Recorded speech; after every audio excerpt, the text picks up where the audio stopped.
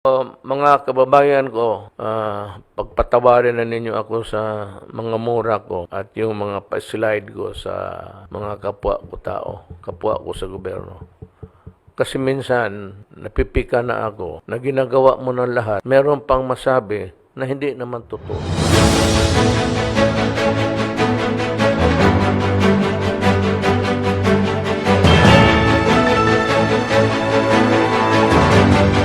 I'd like to issue a warning. Hindi pa tayo ako tapos sa DPWH. Hindi pa ako tapos sa inyo. Kayong mga matagal na sa district engineer. Some of you are even are friends of mine. Ito si Ramiro Cruz, District Engineer, 2nd District.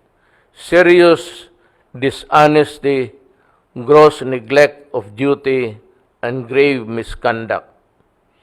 For their omissions, kasali pala itong lahat Alfredo Hernandez, Chief Construction Section, Bulacan, District Engineer's Office, DPWH.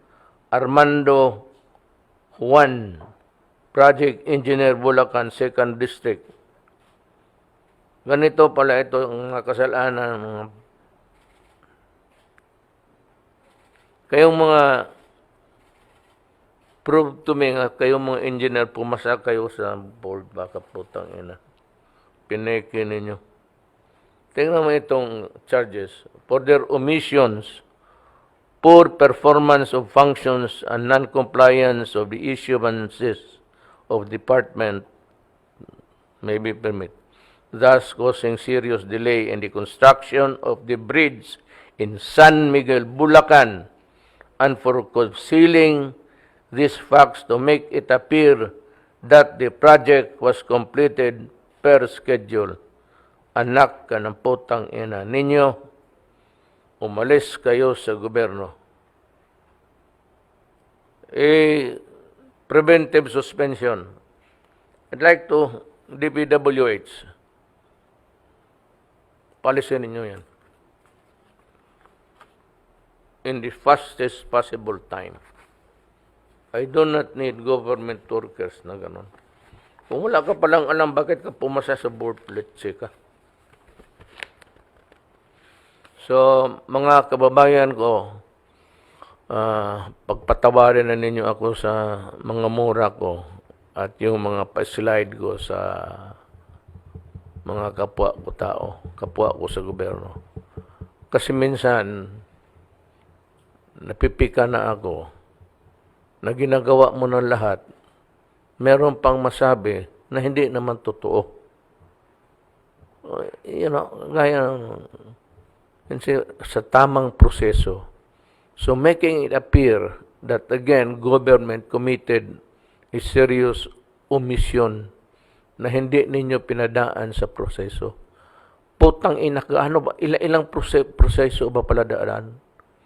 I've told the government ito ngayon to simplify matters. And if need be, go to Congress and ask for a revised law or regulation limiting the number of the offices where the documents or papers must pass through. Kasi pag hindi yan ang nakaano sa Pilipinas delay. At maraming dinadaanan na opisyal, kaya kada isang mesa per table, uupuan ng putang ina, maghingi ng lagay. Kaya the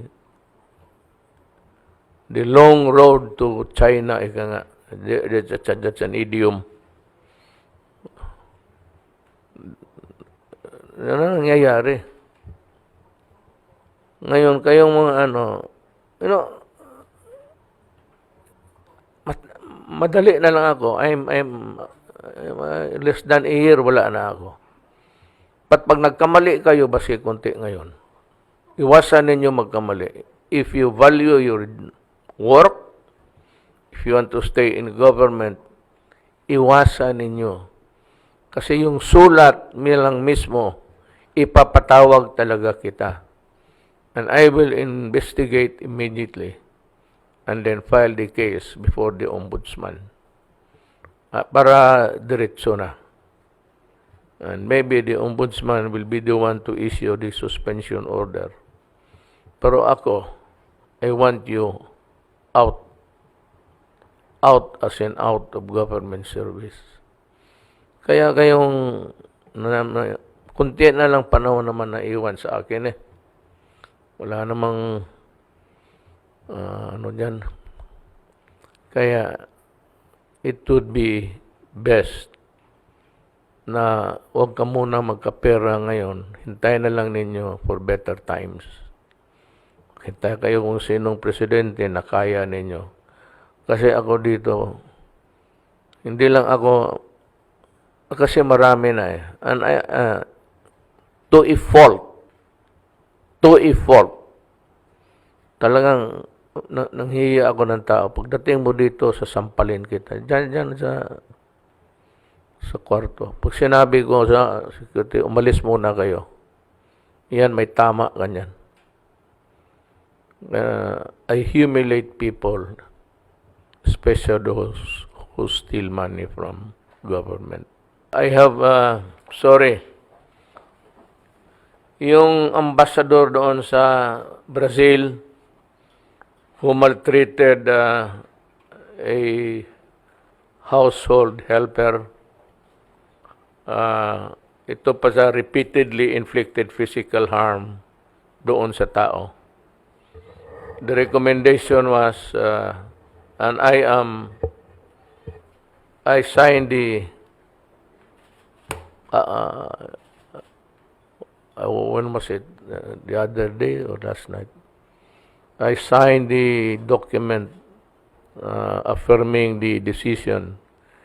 The decision metes out the penalty of dismissal from the service with the accessory penalties of cancellation of eligibility, forfeiture of retirement benefits, perpetual disqualification from holding public office, and bar from taking civil service examination. Yan ho ang what's Tagalog for penalty? Yan ang parusa niya. So, that's how it is. I said there are rules to be followed. Kung ayaw mong sundin, you take the risk. If something goes wrong, it's gonna hit you.